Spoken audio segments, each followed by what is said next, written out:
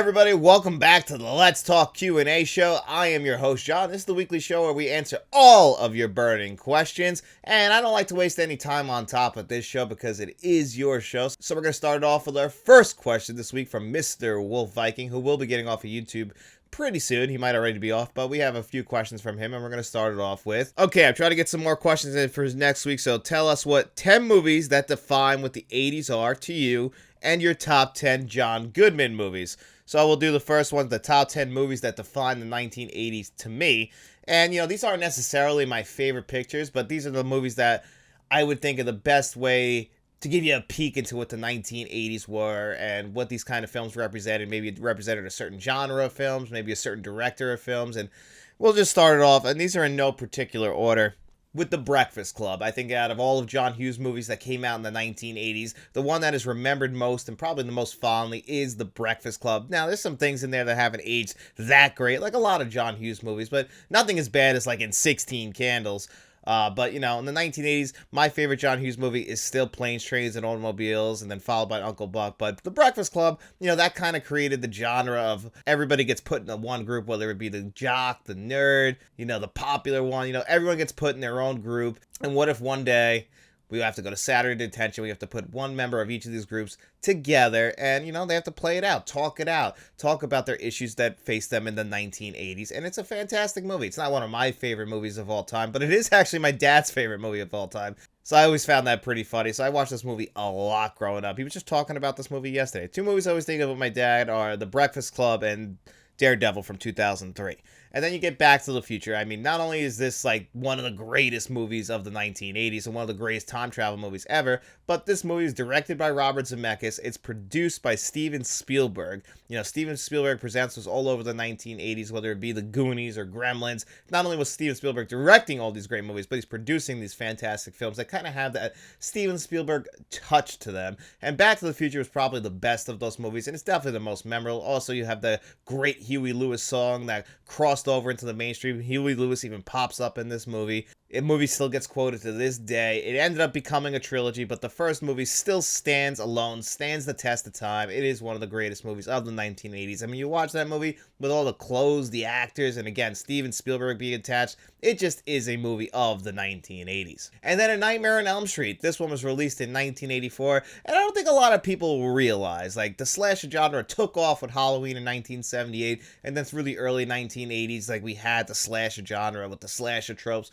really following in Halloween's footsteps. And, you know, it started to taper off a little bit. Like, the Friday the 13th franchise was supposed to end with the final chapter. Like, they kind of felt like the slasher genre got played out, but New Line Cinema came along, Wes Craven, Robert Englund's Freddy Krueger, and they gave us A Nightmare on Elm Street, and this rejuvenated the slasher genre that would carry through the rest of the 1980s, and that's how we started getting more cheap sequels, why we brought back Michael Myers towards the end of the 1980s with Halloween 4, and then, of course, more Friday the 13th movies. I feel like that all got rejuvenated with A Nightmare on Elm Street, and of course, it is one of the greatest slashers of all time. Freddy Krueger crossed over into the mainstream. I mean, welcome to prime time, bitch! He was more than just a slasher character. This was somebody who was as recognizable as Darth Vader and Indiana Jones, so of course you have to have A Nightmare on Elm Street on this list. And then The Terminator. If you're going to talk about a James Cameron movie, maybe you talk about Aliens, but the movie that came out in 1984, not his first directorial film, but still the one that put him on the map, is The Terminator. And yeah, he was going to make Aliens regardless of The Terminator. He's already signed on for it, but The Terminator really brought not only Arnold Schwarzenegger to everybody's attention, but also James Cameron. But yeah, mostly Arnold Schwarzenegger. This really lit the fire that would become Arnold Schwarzenegger of the 1980s, that would lead to such great characters like in Predator, Twins once he crossed over into comedy in the late 1980s, starts that great rivalry with Sylvester Stallone. We wouldn't get these great 80s action characters if it really wasn't for this movie. Yes, Rambo came out before this movie, but this wasn't Rambo that we would know Rambo to be in the 1980s. All that cheese fest started in the late 1980s, and I think it kind of got started with The Terminator, the greatest film of all time. Then you get Do the Right Thing from 1989. You know, talking about this one hot day in the late 1980s in New York, dealing with all different kind of races having to live in one part of New York, how they overlap with each other, how they relate to each other, how one race might think it's better than the other. asking the real hard questions in the 1980s, all these morality questions. And then, of course, they give Best Picture that year to Driving Miss Daisy, which is a safer picture compared to Do the Right Thing. But Do the Right Thing has definitely stood the test of time. Not many people talk about Driving Miss Daisy other than to say, like, it shouldn't have won Best Picture. That's the only time that movie ever really comes up. It's fine, but it's just nothing really special. But Do the Right Thing is one of those special movies. This is really what brought Spike Lee to the mainstream. I mean, I guess he might have been a little bit before this because he had the Michael Jordan commercials that really helped him again cross over to the mainstream as well. But this was the culmination of that. We also had the great Public Enemy song, Fight the Power. That was a huge hit, probably one of the biggest hits of the 1980s. Hip hop was really starting to take off, and then obviously it blew up in the 1990s with gangster rap. But in the 1980s, it had quite a little rise, and all that kind of came together with Do the Right Thing. Next up, I got Roadhouse. A movie like Roadhouse could only come out in the 1980s. A premise like this, basically a modern day Western, but it's just too unbelievable to believe. But in the 1980s it is. What if the greatest cooler of all time, Dalton, he gets recruited to come in and save the Double Deuce. Save the town, essentially. It becomes more than just saving this bar. He saves the bar, but he's got to save the whole town from this big bad villain, the bad guy. So we're going to have our good guy versus the bad guy with some really cheesy action fights throughout the entire film, some great music, bringing Sam Elliott. I just feel like a movie like this will just show you what the 1980s were when it comes to 80s action cheesy films. Patrick Swayze was all over this genre all the way through the early 1990s, right in the middle of his best run of his career. I've always loved Roadhouse. It's actually one of my favorite films, despite the fact that, it's not really a good movie, but man, it's fucking entertaining. Only in the 80s could a movie like that come out. Next up, I got E.T., directed by Steven Spielberg. I had to pick a Steven Spielberg film. Again, this is really where he operated best. Some people will probably argue that the 1970s was the best decade for Steven Spielberg, but really it's just Jaws, Close Encounters of the Third Kind as far as like the 1970s go, as far as his classic movies. But once we get into the 80s, once we get Raiders of the Lost Ark, it was just off and running. This guy barely could miss, especially in the early 1980s. And I think E.T. is probably the best film that he put out in the 1980s. Now, people will disagree with me, but that is my favorite Steven Spielberg movie ever. This movie was nominated for Best Picture. Most people would agree that this should have beat Gandhi for Best Picture. It became the highest grossing film of all time at that time. Obviously, it's been surpassed many times over at this point. But at the time, there was no movie bigger than E.T. This really is what Steven Spielberg was rising towards. This was him reaching the mountaintop, was in 1982. The same month, June of 1982, he also produced Poltergeist, and he came up with the story of Poltergeist. A lot of people believe he directed that movie. So 1982 is when he reached the mountaintop. That would lead us to the rest of the 1980s, which is really Steven Spielberg's decade. So, of course, all that came to fruition with E.T. And next up, I got Batman. The summer of 1989 was building up towards Batman, bringing us the greatest superhero of all time, in my opinion at least, back to the big screen. He kind of had a 1960s film, but this was going to be darker. This is going to cast Michael Keaton. It's going to have Jack Nicholson as the Joker, and it's going to be directed by Tim Burton. And there was Batman fever all over that summer. A lot of great sequels came out that summer. Ghostbusters 2, The Last Crusade, but people were there for Batman. No movie was bigger in the summer of 89 than Batman. And I think Batman fever is a big reason why this movie has to be on this list. And then the last one on the list is 1984's Ghostbusters. Now, this was just a huge deal for the 1980s, and it's still carrying on to this very day. Just last year, we had Ghostbusters Frozen Empire. I'm sure they're not done making these movies. And this movie was just a huge deal. It had some great comedic actors, some of the biggest comedic actors of all time, and especially at this time with Dan Aykroyd and Bill Murray. You had Harold Ramis and Ernie Hudson in this movie, Rick Moranis. Sigourney Weaver through the 1980s had a huge 1980s with this movie, and then of course Aliens is one of the biggest 1980s movies as well. So Sigourney Weaver, you bring all these people in, have a great director like Ivan Reitman direct this film, give us one of the greatest comedies of all time, probably the greatest horror comedy of all time, if not the most famous. And a movie like this is another one of those movies that could only come out in the 1980s. We see them keep trying to recapture the magic, but the only two good Ghostbusters movies, in my opinion, are this and Ghostbusters 2. Now, I do like Afterlife, but I haven't enjoyed that one as much on revisit, and 2016 just didn't work for me at all. And then Frozen Empire, I just felt like was Very mixed bag. Very mixed bag, and I feel like that's being generous. So that was a great question. Now let's move on to the top 10 John Goodman movies. At number 10 for John Goodman, I have The Flintstones. This came out in 1994, and this was a big one for me in my childhood. You know, I didn't watch too many kids' movies, but when this movie came out, I remember watching this on rerun a lot. This was definitely on like TNT or TBS here in the States. And then Viva Rock Vegas came out, the sequel, and we brought back nobody from the movie, and that really hurt because John Goodman is perfectly cast as Fred Flintstone. If there is a Fred Flintstone walking around on this planet right now, it's John Goodman. Next one is the Coen Brothers Inside Llewyn Davis. Now, this doesn't star John Goodman. He just kind of pops up in this movie for like the middle portion of it. It's really an Oscar Isaac movie, a struggling musician who, you know, is just doing anything he possibly can to make his dream come true at the sacrifice of a lot of relationships in his life, which is really unfortunate. But he builds up these relationships as the movie goes on. He's really a loner, so he's just kind of bouncing around. Big thing people remember about this movie is the cat that's in the movie. Very cute cat. John Goodman pops up in a few scenes when they're kind of traveling in one car, and he's great in it. He really is. At number 8, I got Argo. This is the Best Picture winner, directed by Ben Affleck. John Goodman kind of was teaming up with Alan Arkin. They were working in Hollywood, working the film side of things. And you could just see the John Goodman and Alan Arkin having a blast together making this movie. They're my two favorite parts of this movie, so of course this has to be on my John Goodman list. At number 7, I got Arachnophobia. He only is in one scene as the exterminator, but my God, what a memorable scene that is. Arachnophobia actually kind of scares the shit out of me just because I hate spiders, hate bugs in general. And at number 6, I got Matinee, directed by Joe Dante. I just watched this one for the first time last year on 4K Blu-ray. Beautiful 4K Blu-ray. John Goodman is the star of this movie, playing that William Castle type director, and he's just bringing that John Goodman charm, that John Goodman energy to this movie where, you know, he's smiling, he's charming, he's having a good time, he believes in his films despite the fact not many other people believe in his films, and it's just a great performance from him. One of the more underrated John Goodman performances, and of course a very underrated Joe Dante film. At number 5, I got Flight. He plays Denzel Washington's drug dealer in this movie, and I guess kind of a porn dealer too, because he does bring a porn. Whit Whitaker, played by Denzel Washington in this movie, you know, he saves the flight. He brings it down, only a few deaths. Of course, we find out as the movie goes on, he was pretty fucked up while flying that plane, but still, seems like it helped him out. And John Goodman happens to be his drug dealer. We see him pop up, bring some porn, bring some drugs, bring his cigarettes to him in the hospital, help him get through the day-to-day life. Then later in the movie, after he has his relapse, Denzel Washington, they bring him in to do some cocaine, and John Goodman just steals all these scenes. He's having an absolute blast, showing the range, you know, showing the comedy side of John Goodman in this pretty serious Robert Zemeckis movie that I absolutely love. I will go to bat for Flight as one of Denzel's best movies any day of the week, and of course, it's one of John Goodman's as well.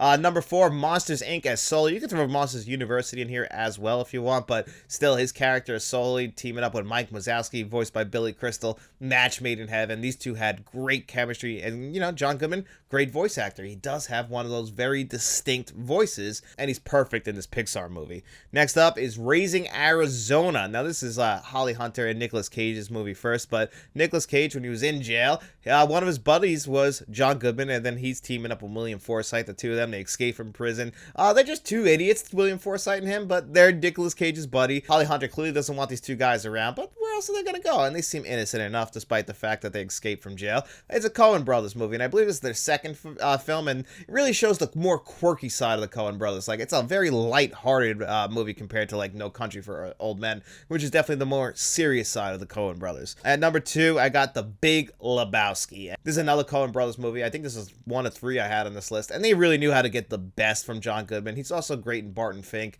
Anytime John Goodman was teaming up with the Coen Brothers, you knew it was going to be good. You knew that the Coens would get the best out of John Goodman, and this was absolutely the best. He plays Walter in this movie. He's one of the friends of the dude who's played by Jeff Bridges in arguably one of his best roles. And you also have Donnie in this movie, played by Steve Buscemi, in a much quieter role, which is funny coming off of Fargo, which is my favorite Coen Brothers movie. But Walter steals the show in this movie. He's absolutely hysterical with his Vietnam shit. You got to make the ringer look real, dude. I'm finishing my coffee, dude. I paid for my coffee. I'm finishing my coffee. Just everything that this character does. He's a loose cannon, always trying to get one over. The fact that he won't bowl on Sundays because his ex-wife was Jewish and he converted himself, even though he clearly doesn't believe in the religion. He's just using this as an excuse. I've actually met people like that, by the way, who will use religion as an excuse to get out of work, despite the fact They don't care about religion at all. I've even heard them use this exact thing from The Big Lebowski, and I should have saw that coming. People are always looking to try and get one over. But anyway, Walter's a fantastic character. Now, I'm breaking my rule here with number one, because number one isn't a film at all. It's actually a TV show, but I feel like most people, when they think of John Goodman, and this includes myself for a very long time, especially growing up, he was Dan from Roseanne. And I only call him that because of my cousin Matt. Like, he sees John Goodman in movies. Now, Matt did this chat on me, but, you know, he was never the biggest movie expert. But anytime he would see John Goodman, he would say, oh, look, Dan from Roseanne, because it had that crossover appeal. And he was perfectly cast as Roseanne's husband in that movie. You know, that show in its initial run, you know, if you take out the last season, was a fantastic show. Really kind of showed the working class side of America, and I really enjoyed it. Now, everything that happened after the show went off the air in, I believe, 1998, we won't talk about. I never watched The Connors and all that shit that happened with Roseanne and her being a racist. You know, we're not going to talk about that. But if you watch the original run-through, I mean, it also had Laurie Metcalf on it. It's a fantastic show, and John Goodman gave his best performance, in my opinion, on that show. So that was two great questions, Mr. Wolf Viking. Thank you so much, buddy. And the next question is from Bill Wisley, and he said, what is your opinion on the Mortal Kombat video game franchise? So we don't really talk video games here that much on the channel. This channel initially was supposed to be a half movie, half video game channel, but, you know, YouTube's algorithm just kind of, it wouldn't only push one or the other, so we kind of shifted towards movies, and then Matt left the channel, so then it just became my channel, and now it's just really a physical media and movie channel, which is cool. I'm really enjoying it this way. This was actually this past year, 2024, first year in my life that I really played no video games. Didn't even get Madden. Just kind of bowed out of video games completely. The last video game I played was the RoboCop video game, which I still can't believe that was 2023. Time is just fucking flying by. But anyway, I used to be a fan of the Mortal Kombat video games, mainly in the 1990s. I remember we used to go to the laundromat when I was a kid, and they had a Mortal Kombat machine in the laundromat. Now, I was pretty older because I was born in like 1992, so like it was already on the Super Nintendo and the Sega Genesis and everything like that. And you played the Genesis version because that was the version that had blood, whereas the Super Nintendo version did not. Luckily for me, my parents were divorced. One of the benefits is, you know, you got one video game console at one house and you had the other video game console at the other. My dad actually was playing the Sega Genesis, so of course he had Mortal Kombat. And then when I rented it for the Super Nintendo, I was like, what the fuck? What's this all about? And of course, this is way past everyone else doing this.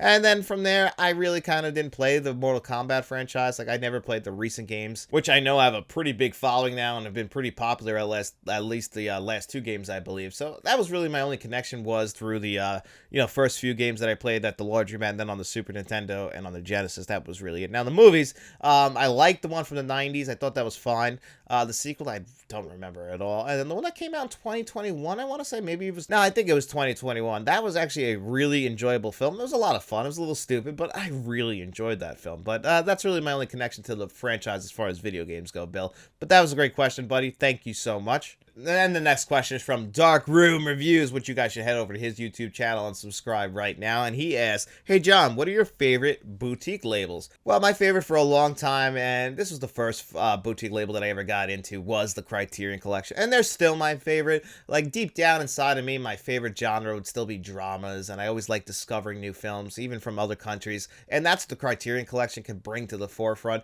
Now, on the other side, despite the fact that I love all these, like, great deep I love these great dramas with great acting and great performances, there's the other side of me that also loves a lot of 80s cheesy movies, and honestly, that's my favorite type of films. I love 1980s movies. Scream Factory and Arrow Video, those are my other two favorites, along with the Criterion Collection, because they will bring me those 1980s movies and 1990s movies that I absolutely love. Mainly Arrow Video, who gave us True Romance on 4K Blu-ray, which I never thought I'd see that in the condition that it's in. It was actually so nice to the point that I didn't know if I liked it. You know, movies like Conan the Barbarian, that's a beautiful movie on 4K Blu-ray that Arrow Video gave to us. Killer Clowns from Outer Space from Scream Factory. Without them, we wouldn't have that on 4K Blu-ray. But then on Criterion side, you know, you get the Three Colors trilogy that I absolutely love. Or Paris, Texas, the Wes Anderson movies. So for me, my big three would always be Criterion, Shout Factory, along with Scream Factory, and now I guess they're just Shout Studios, and Arrow Video. Really, Arrow Video is kind of rising to number one,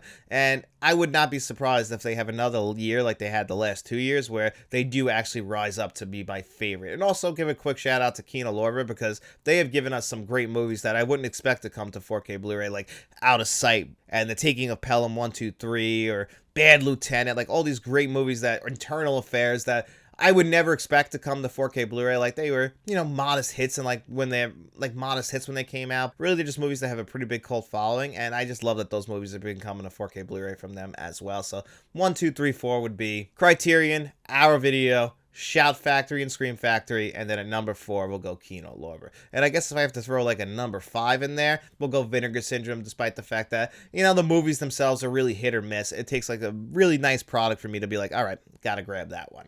So that was a great question, Dark Room Reviews. Thank you so much, buddy. And the next question is from Kevin Kruger, and he said, your top 10 movie characters that you wouldn't want to miss with that don't have supernatural abilities. So we're taking superheroes off the table.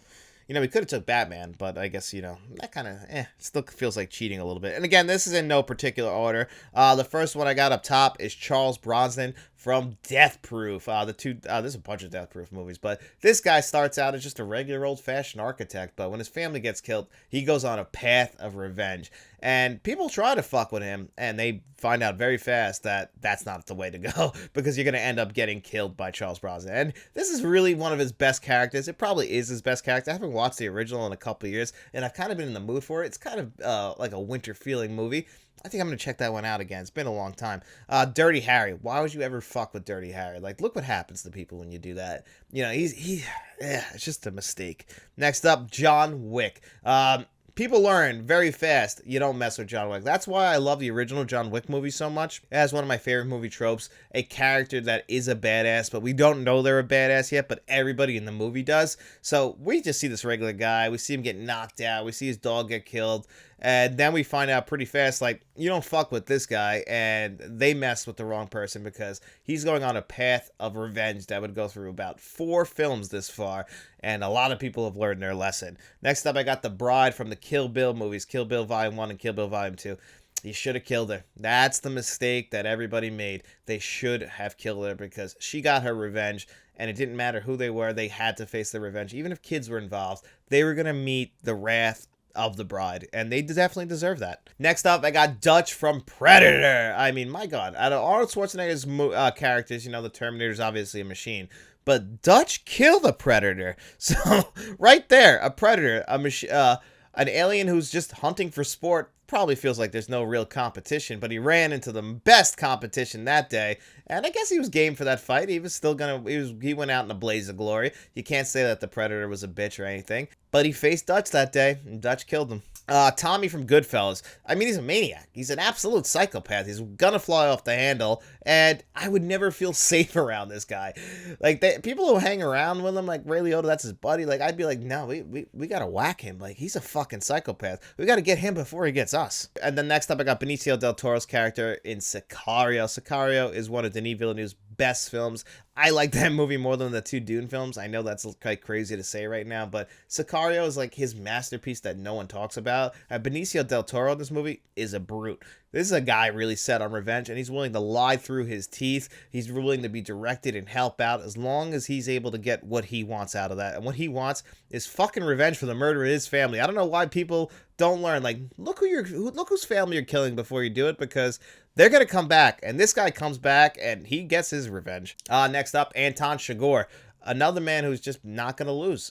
Woody Harrelson thinks he's got the one up on him, and he learns again that you don't mess with Anton Chigurh. Anyone who, like, crosses paths with him, you know, he can come off a little bit friendly at moments and, like, be like, okay, you know, I'm trusting you, and then he'll shoot you right in the head. So you got to be careful with this guy. He marches to the beat of his own drum. He's got his own set of morals, and those are the only morals he's going to follow. So if you don't line up with how he feels, well, it's probably not going to end too well for you. Next up, I got Sarah Connor, and this is from Terminator 2. Terminator 1, Sarah Connor is definitely like a damsel in distress, but she also doesn't know what she's being matched up against. Once she finds out that she's going to have to face a Terminator probably sometime down the line, she gets her shit in order, and by the time we get to Terminator 2, she's jacked. She's a fighting machine. She knows how to shoot a gun, and she was teaching her son, John Connor, who would become the leader of the Resistance, all of her great techniques. And she's a badass herself, and you don't mess with her. And when she shows up in Dark Fate, you know she's still a badass. And then we got Ordell from Jackie Brown as my last one on this list.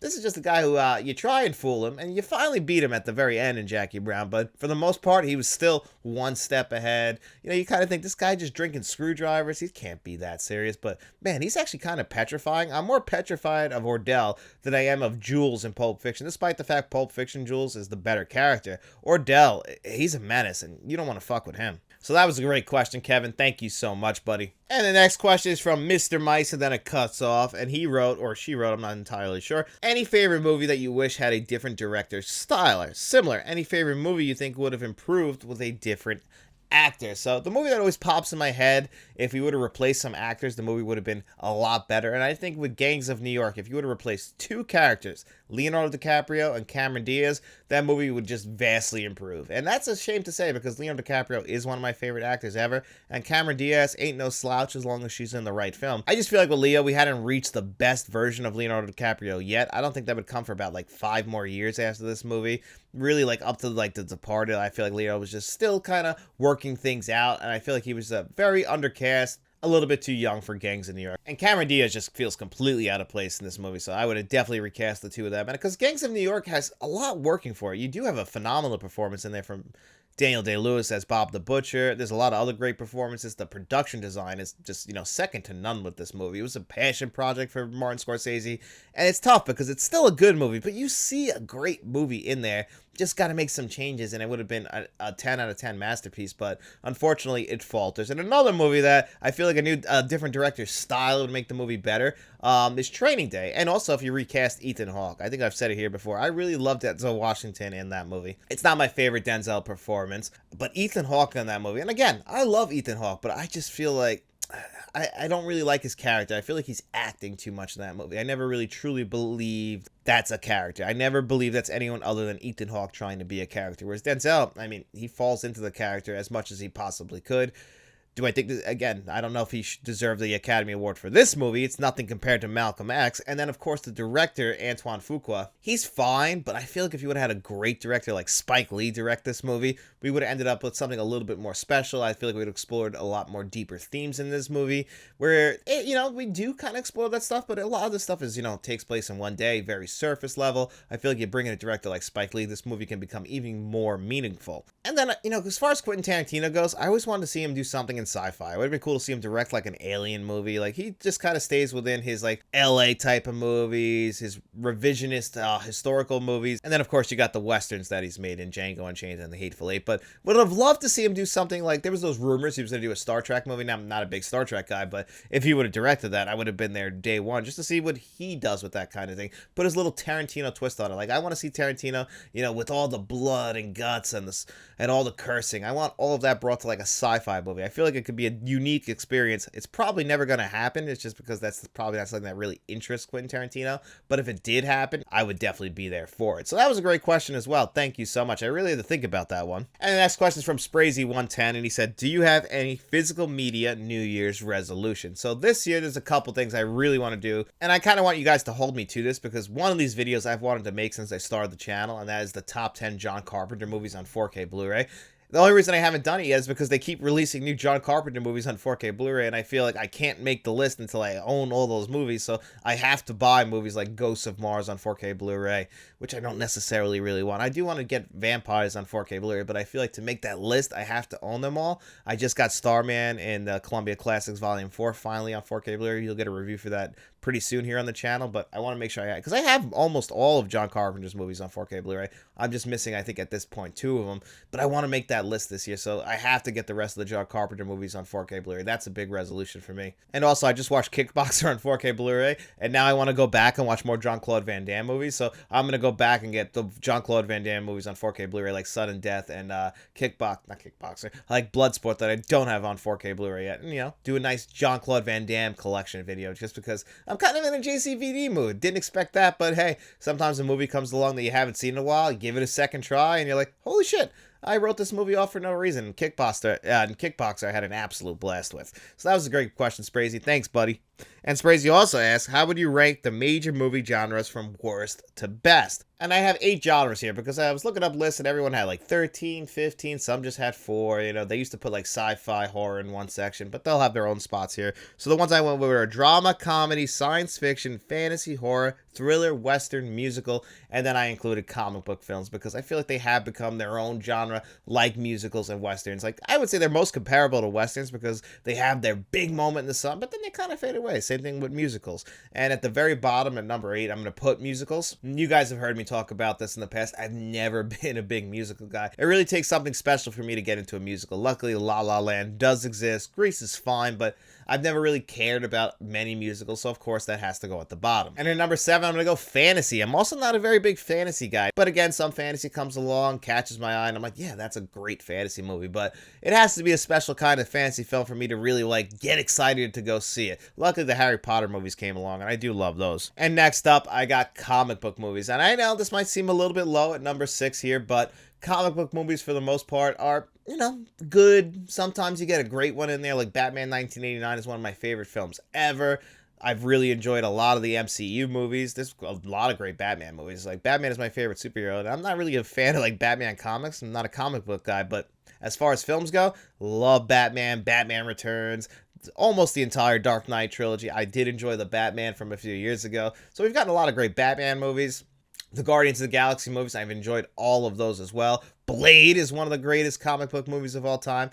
But, you know, for every Blade, there's also Morbius. And what we've been getting is a lot of dog shit, especially from Sony. So I feel like the last few years, we're more likely to get an average to bad comic book movie than we are to get, like, a very good comic book movie. Now, they're going to keep trying with these because they still see money with this, but I do feel like we're on, like, the fading days of comic book films, mainly because Disney Plus decided that we needed also 65 comic book related TV shows, and my God, they just drove it into the ground. And this is where it gets really hard because doing 876 was very easy for me, but from here, I love all of these genres. So at number 5, I'm going to have to go, you know, horror, thriller, they're very similar, but I'm going to go thriller here. I absolutely do love thrillers, so it's very hard to put this one at number 5. And then at number 4, I'm going to put horror. And that might seem pretty low because, you know, I love horror movies. But again, I'm just a big film fan, so ranking these genres is really hard. This is a really tough thing for me to do. So even though I'm going to put horror there, I still just love horror movies. And then at number 3, science fiction. I just love sci-fi. You know, some of my favorite movies are sci-fi movies. They really get you thinking. I mean, for a long time, I might have said sci-fi was my number 1, but it's just, we don't get that much sci-fi anymore. Every time we never really get straightforward sci-fi as well, so it's really tough. Like, when we got Blade Runner 2049, felt like that was kind of in line with what the original Blade Runner is, which is a straight sci-fi movie, but it did dog shit at the box office, so that really did hurt it. And then at number 2, I got comedy. Yes, I love comedy movies. The problem is we don't get many comedies that much anymore, so I don't get to really talk comedy that much here on the channel. But I am a huge fan of comedy movies. I'm a huge fan of comedy TV shows. I love comedy. It's one of, you know, I try and crack some jokes here on the channel. Sometimes they land, sometimes they don't. But I'm a big fan of that, and a lot of that's, you know, been molded into me from some of my favorite comedy films by some of my favorite comedian actors, some of my favorite comedic actors like Jim Carrey and Will Ferrell. And I'm just a big comedy guy. I wish we got more of them. I'm glad we're going to be getting more comedies on 4K Blu-ray this year because I'm a big fan of it. Then, of course, at number 1 is drama. Yes, I know, drama. But still, you know, if you can craft a beautiful story, that's the one that's going to get me. If you can make me feel emotional, those are always my favorite types of movies. I just watched a movie before this. I mean, the night before I'm recording this, I saw The TV Glow. You know, I heard things about that movie, and I'm like, okay, I'll go into it. I hope I enjoy it. You know, it kind of feels like it's something I'll like. I didn't expect to love that movie. I thought that movie was completely well done. I mean, and that's a movie that combines drama with horror, but the dramatic stuff is really what got me with that movie. I thought it was a very well done movie. And if you can make a movie like that, a movie that's going to speak to me on an emotional level, those are the most special kinds of movies, and almost all those movies fall into the drama category. You know, sometimes they can cross over into drama comedies. That's the thing. That's why it's so hard to do a list like this. Like, these are the 8 genres I picked, but, you know, you can cross over with a bunch of these genres. Even comic book movies really take a lot from, like, action, adventure, fantasy, horror. A bunch of these different types of genres end up in comic book films. So this is actually a pretty hard list for me to do, but I really do appreciate it, Sprazy. And the next question is from Rico Gomez. Since you watched The Searchers, since you're a big Arnold Schwarzenegger fan, how do you compare Arnie against John Wayne, Clint Eastwood, Charles Bronson, Lee Marvin? And who would you want leading your team to rescue Fred to rescue Faith from terrorists. Well, we're taking Arnold along to rescue Faith from the terrorists because Arnold still is the best. Like, even comparing him to, like, these great, like, legends like Charles Bronson and John Wayne. Like, these are guys of their time. Like, even Clint Eastwood. Clint Eastwood is a phenomenal actor and director. And again, CGR -- 2 if you haven't seen it, because Warner Brothers did try and bury that movie, and you can watch it on Max right now. 94-year-old Clint Eastwood directed another banger in GOODMAN 2. A movie that really is raising questions about your own morals and how you feel. So check that one out. But as far as, like, all these guys, I'm still sending Arnie in.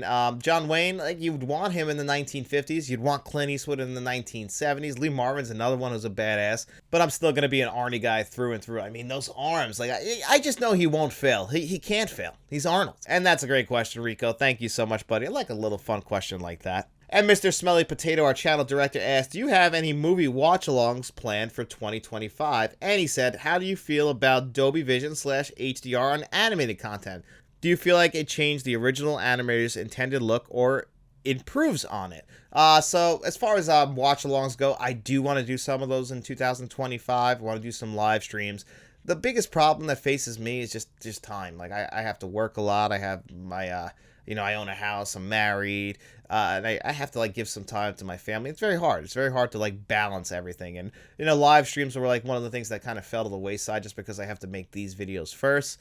And they really take a long time to edit. That's my biggest thing. It's like, I could film a bunch of videos, but it takes me forever to edit these videos because I'm a little bit of a perfectionist, and I don't want these movie videos to look like shit, and I don't want these videos to be boring for you guys. Like, I could put no clips or no posters or anything in there, and I can edit the videos much faster, but I don't want you guys to be bored as shit just listening to me ramble on. So I tried to make them a little bit more entertaining and a little bit better to look at, even though I get it. What a gorgeous guy, right? But still, I'm just fucking around. So that's why we haven't really gotten too many, like, live streams or watch-alongs. But I do want to do a couple of those, especially for, like, our channel members, because, you guys have all supported me, and I would like to do more of those this year. And so I really hope we do get to do more of those in 2025. And then as far as, like, HDR and Dolby Vision with animation, it's tough. It's also the very same thing about just regular live-action films that we talk about. Like, when are we going too far? When are we changing what the movie was intended to look like? Like, when movies are made in the 1950s, like, we're talking about a John Ford movie.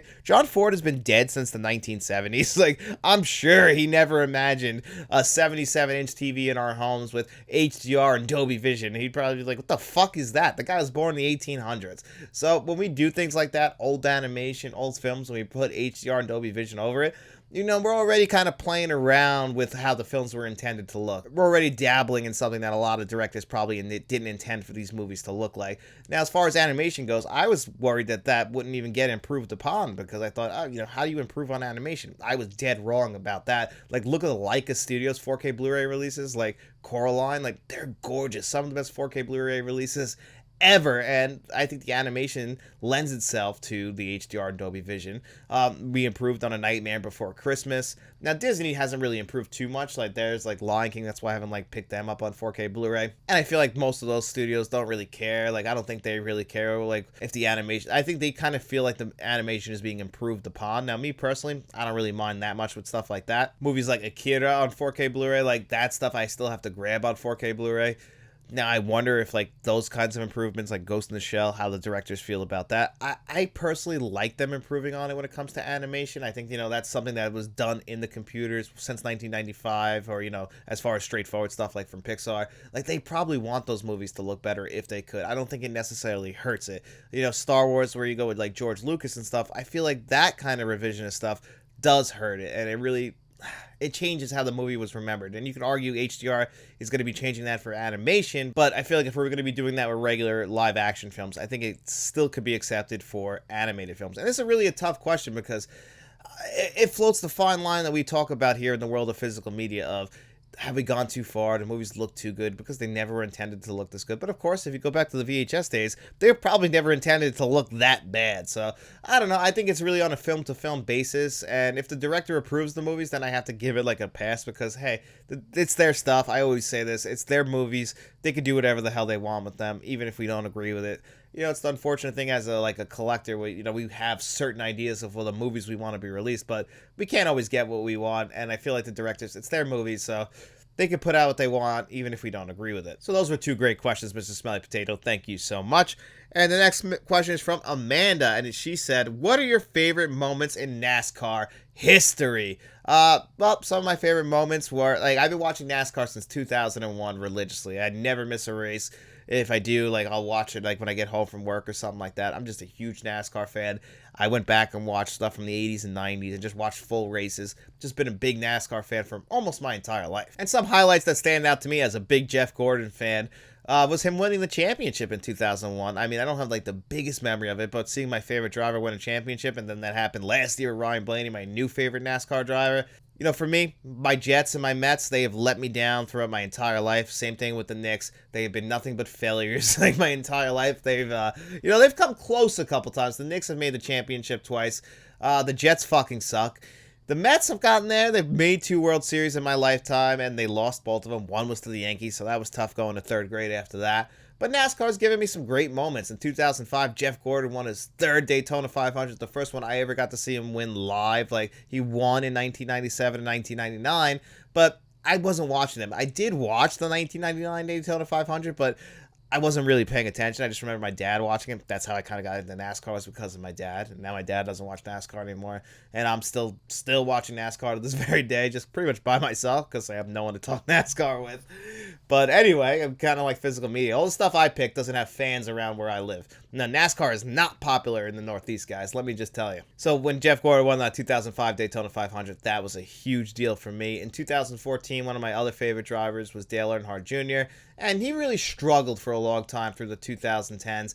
But in 2014, 10 years after he won his first Daytona 500, which was a good memory for me, but the thing was, I didn't get to watch it live. Like, I was a kid, so even though I wanted to watch the Daytona 500, like I was saying, my whole family didn't really care, and I remember I had to watch that, like, on a small TV in a restaurant, and I don't have great eyes, so it was kind of tough to see. But in 2014, I believe they ran this, like, on a Monday night, because it rained, and then Juan Pablo Montoya hit the track dryer, and it caused this huge explosion, so they delayed the race even more. But then finally, Dale Earnhardt Jr. won the Daytona 500.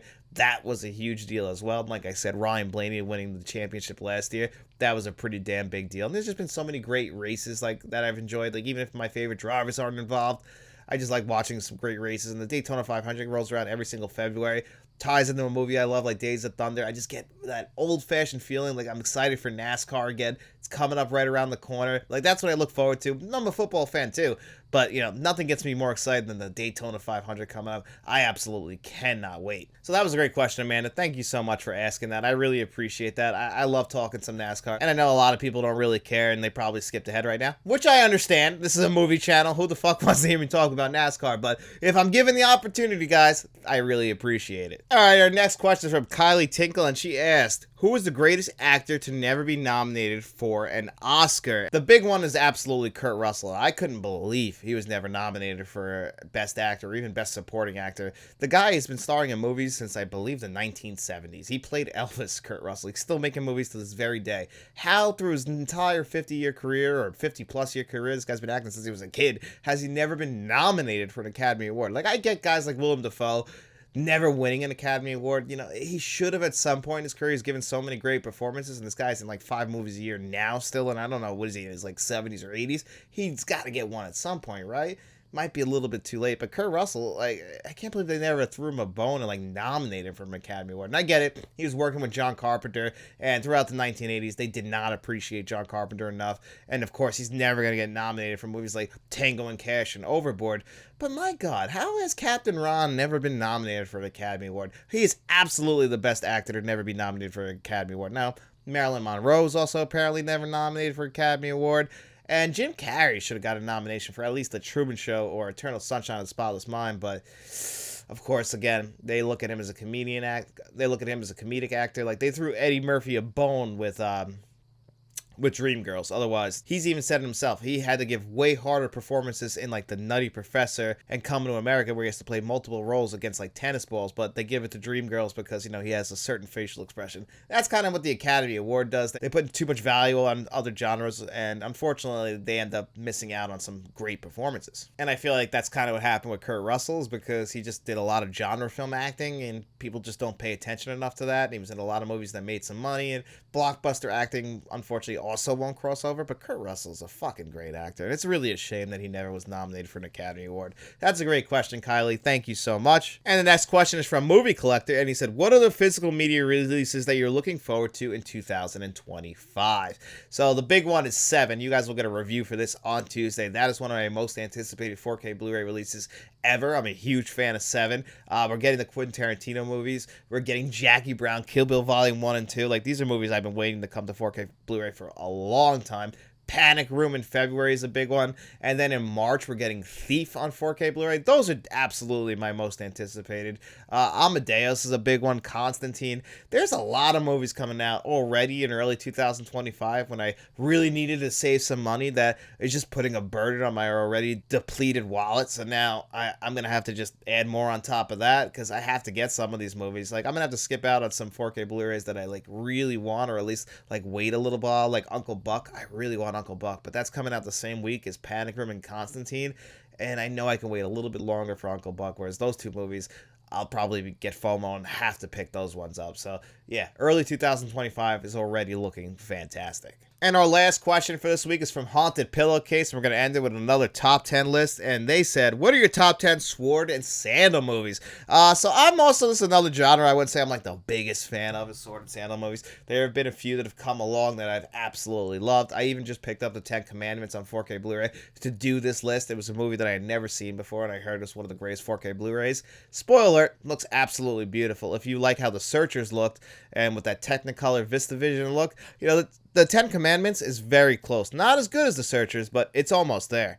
And I'll work my way up. At number 10, I got Conan the Destroyer, the sequel to Conan the Barbarian, starring Arnold Schwarzenegger.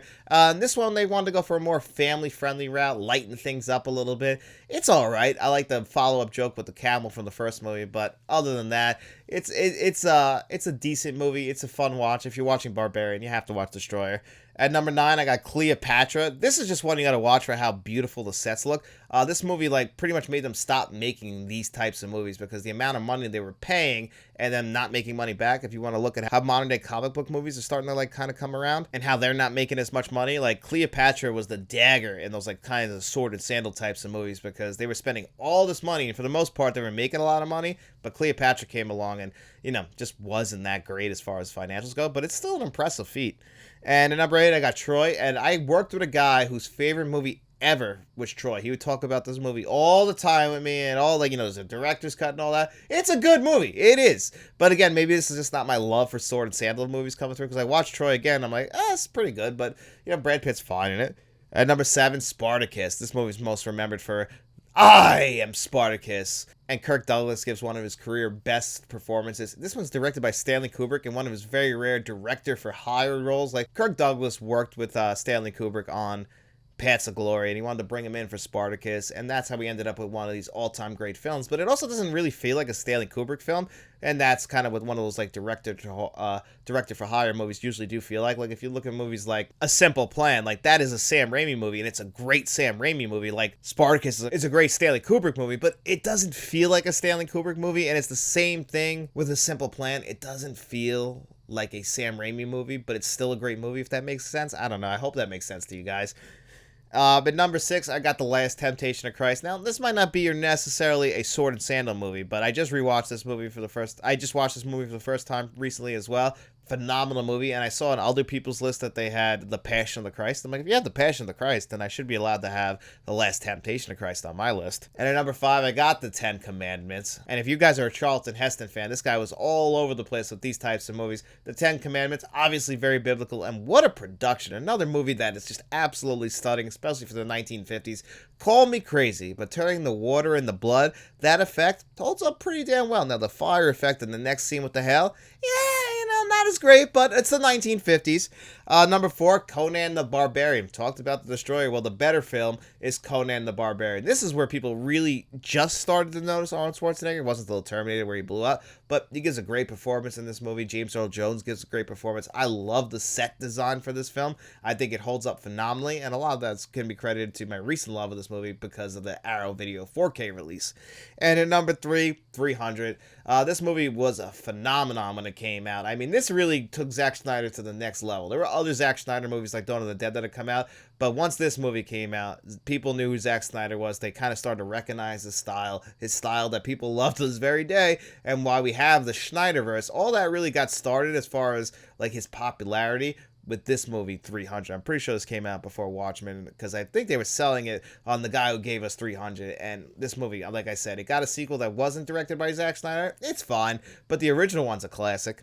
And number 2, Ben-Hur. This is probably the most famous one. It's been remade and everything like that, and it has that insane chariot scene, again starring Charlton Heston. It just has to be seen for that scene alone. These Sword and Sandal epics that they used to come out with, they are really fucking long, so you have to set aside some time for them. And people complain about our 3-hour movies now. Like, they were coming out a lot in the 1950s, and Ben-Hur is, one of those movies you have to check out. I think it was 1959 by William Wilder. And then at number 1, Ridley Scott's Gladiator. This is absolutely the best one. Joaquin Phoenix, Russell Crowe. Just what a phenomenal movie.